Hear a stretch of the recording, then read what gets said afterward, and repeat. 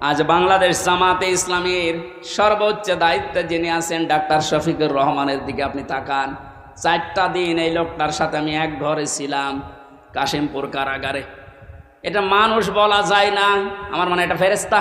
তার যে ইমান কোন পর্যায়ে আপনি তার সাথে না মিশলে বুঝবেন না। মনে করছেন জামাত ইসলাম, না, কিসের জামাত, সে জামাতের ঊর্ধ্বে। লোকটাকে আমি একদিন বলছি, স্যার আমি তো 3 বছর আছি, আমিও যোগাযোগ বিচ্ছিন্ন, ওইভাবে বলতে পারি না, আমারে দেয় না। ওনাকে দেওয়ার পরেই দেখলাম 4 তলায় দিয়েছে। দেখা করতে যেয়ে বললাম, স্যার এখানে একটা উপায় আছে, আপনি যদি অনুমতি দেন তাহলে আপনাকে কারারক্ষীদের মাধ্যমে একটা কায়দা করে মোবাইল এনে দিই, ছোট মোবাইল, আপনি কথা বলতে পারবেন চুরি করে। যে কি বললে, কার সাথে কথা বলবো, অথচ তার ছেলেটাও পাশের জেলে আছে, তার ছেলেও ডাক্তার, পাশের এক বিল্ডিং পরে তার ছেলে জেল খাটতেছে, তার স্ত্রী অসুস্থ হয়ে পড়ে আছে।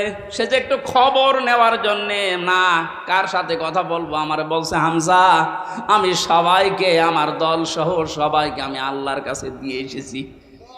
এই কঠিন মুহূর্তে এই কথা মুখ দিয়ে বের হওয়া, আপনি মনে করছেন এ আর কি, আপনি জায়গা মতো জানতো আপনার মুখ দিয়ে কথা বের হয় কিনা।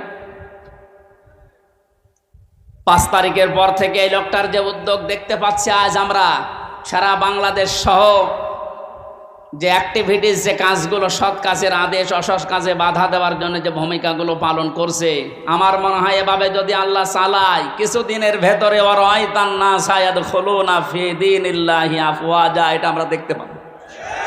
এখন অলরেডি শুরু হয়ে গেছে। আল্লাহর দিনের ভেতরে মানুষ এখন দলে দলে পালে পালে প্রবেশ করছে, তাদের অন্তত বিবেক একটু জাগ্রত আছে। যেহেতু কোরআনে কারিমের ঘোষণা এইটা, হে নবী যখন আসবে আল্লাহর সাহায্য, তখন আপনি বিজয় দেখতে পাবেন, আর বিজয় আসবে, দলে দলে মানুষ ইসলামে প্রবেশ করবে। এটা এখন দেখতে বাকি আছে, শুরু হয়ে গেছে অলরেডি। 20% মানুষ এই দেশে দিন কায়েম হোক এটা চাইতো, কিন্তু এই 5 তারিখের পর থেকে আজকে 19 তারিখ, মাত্র এই কয়দিনে জরিপ পেলাম, অলরেডি 35% মানুষ এই দেশে এখন চাচ্ছে যে দিন এই দেশে কায়েম হোক। এভাবে চলতে থাক, দেখবেন 51% পার হয়ে যাবে অন্তত কিছুদিনের ভেতরে। আর 51% হয়ে গেলে দেশে ইসলাম কায়েম করা কোনো দাদা ঠেকাতে পারবে না। আমরা ওইটা দেখার আশায় আছি।